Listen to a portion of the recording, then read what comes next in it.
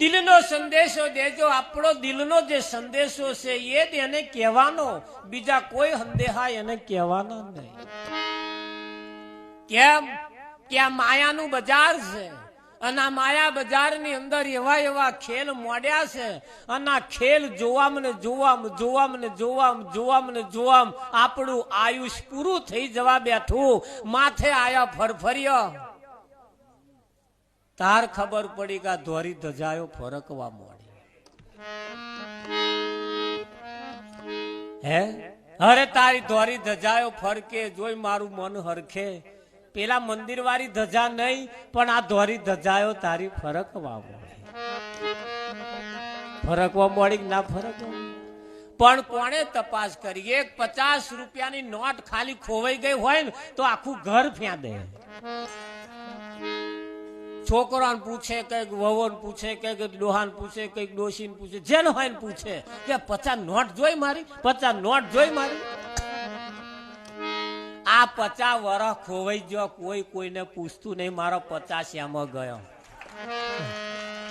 હે કોઈ પૂછે કે મારો 50 એમાં ગયો? એક નોટ હાથું આકડ વ્યાકડ જેન હોય ને પૂછે જોઈ નોટ. એટલે આ 50 ગયા એનું શું? વિઠ્ઠલ મહારાજ 50 વર્ષ પોણી. પંડિતો કાશ્ય ભણવા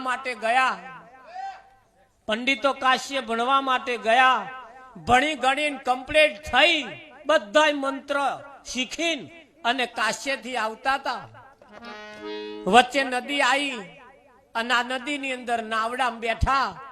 આ કિનારેથી પેલા કિનારે ઉતરવા માટે નાવડામાં બેઠા. નાવિકે નાવ હંકાર્યું એટલે પંડિતોએ નાવિકને પૂછ્યું. વિઠ્ઠલ મહારાજ નાવિકને કે છે લ્યા તને રામાયણ આવડે છે? કે ના એ આપણે નહીં વાંચ્યું, એ આપણે નહીં ભણ્યા. કે તારી પા ભાગની જિંદગી પાણી ગઈ. ભાઈ આ ધંધા પાણીના ધંધા કરો છો? તને આ મંત્ર આવડે છે? કે ના. કે અડધા ભાગની ગઈ. તને આવો એવું આવડે છે? કે ના. કે પોણા ભાગની, પા ભાગની આ બધી પાણીમાં ગઈ. કે આ પોણા ભાગની જિંદગી પાણીમાં ગઈ એવું પંડિતો કહેન નદીમ તોફાન આવ્યું અને નાવડું હાલક ડોલક થવા માંડ્યું. એટલે નાવિકે પૂછ્યું કે હવે જો આ નાવડામાં તોફાન આવ્યું છે નદીમાં અને આ નાવડું હાલક ડોલક થાય છે, હવે પેલા કિનારે જાય એવું લાગતું નહીં. બોલો તમને તરતો આવડે છે? પંડિતો કે ના તરતો નતા. કે મારી તો પોણા ભાગની ગઈ અને તમારી આખી જવા બેઠી. મારી તો પોણા ભાગની ગઈ, મને તરતો આવડે છે એટલે હું આ નાવડું ઊંધું ફરી જશે, હું આ કિનારે પેલા કિનારે જતો રહ્યાનો. કેમ કે હું તરતો શીખ્યો છું. અને તમને જો તરતો ના આવડતું હોય તો પોણા ભાગની મારી તો બચી છે પા ભાગની, પણ તમારી તો આખી પાણી જવાની છે. આ સંસાર સાગર ઊંડો કૂવો, કોઈના પરવારીને મુવો. આ સંસાર સાગર એવો સાગર છે વાનીભાઈ બધાય પડ્યા છે. જો જેને જેને તરતો નહીં આવડે એ બધાય વાનીભાઈ ગયા. સમજી લે આપણા આગળ વાળા ગયા, એમના આગળ વાળા ગયા, એમને કોઈ જ્યાં બોલાડે એમ નહીં. હે નાના કોઈ બોલાડતા હોય તો આ જગતના નાતા કેવા છે? છોકરાનો જન્મ થાય એટલે આનો પિતા પેંડા લાવે, ફરિયામ વેચે, પાછો એક ખોખું રવા દે, એ ખોખું લઈને ગોમના તલાટીકન જાય અને મોઢું મીઠું કરો અને મારા છોકરાનું નામ નોંધો. લો અને નંધાઈ ના આવ્યો, પેંડા ખવડાઈ ના આવ્યો, એ જ લાલ્યો એક દાડે ખભે રૂમાલ નાખીને રડતો જાય અને કે તલાટી સાહેબ મારા બાપાનું નામ કમી કરી નાખો. લો એવો જેને તમે આ મોઢો મેઠો કરી નામ ગલાવા ગયા તા ને એવા આપણો જ કાઢવા ગયા. આવા નાતા હે બળદેવ એટલે તમે જેના ઉપર આધણ મેલ્યું છે ને એ યા તો લીલી વાડી છે તો લગીન, એ આ લીલી વાડી છે તો લગીન. હમણે મેં પેપરમાં વાંચ્યું તું, આ ભારત દેશમાં ધનવાનમાં ધનવાન વ્યક્તિનો બાપ ભાડાના ઘરમાં હમણે રહેવા ગયો. ધનવાન ધનવાનમાં ધનવાન, જેની ભારતમાં જેની અઢળક સંપત્તિ છે, એનો પિતા ભાડાના મકાનમાં રહેવા ગયો. વાપર્યું આવું?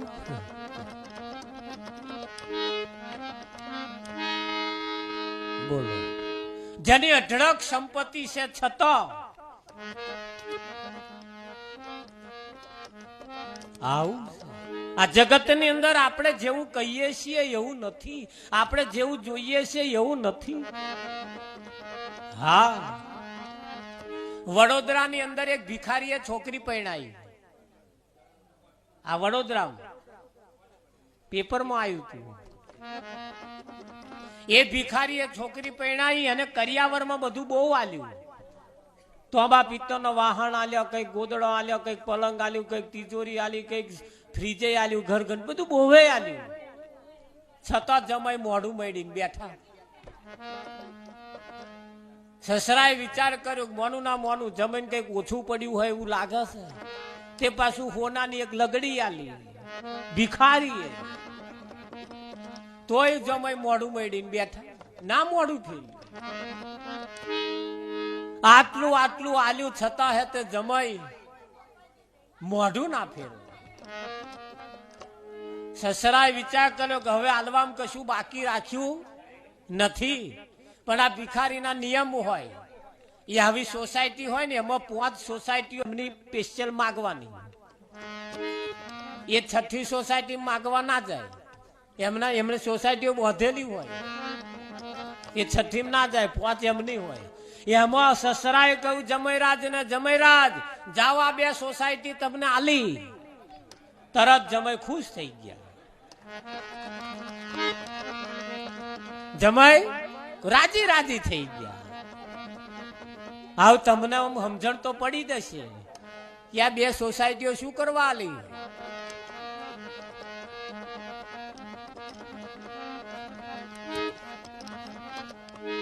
અમે માગી ખાઈએ છીએ, હવે તમે માગી ખાજો. લો, એ માગવા હાથું દા રીહે ચઢ્યો હતો. એટલે આપણા આગળ વાળા જો આપણા હાથું મેલીને ગયા હોય તો આ માગવાના ધંધા બંધ કરો. સોસાયટીઓ ભીખ માગવા નહીં આલી. ત્યાં જો હોય તો દેવતાઓ કન લોબાત કરવા આલ્યું છે ના.